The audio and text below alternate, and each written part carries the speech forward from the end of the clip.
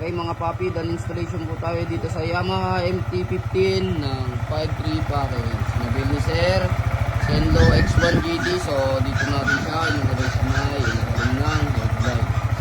So ang low beam ni Sir, white, high beam, yellow.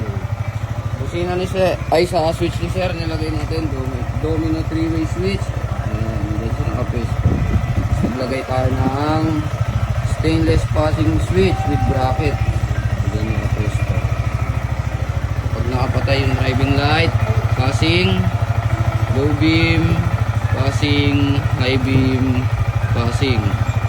Sa busina ni Sir, nilagay natin Seger horn. So, ayan yung kanyang horn selector. Pag nakapatay yan, stop yun. Pag nilong press natin, magra-rapid po.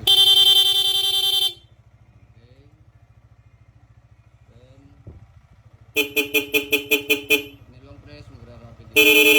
So, merong butong combo lights. Rapid, low beam, rapid, high beam.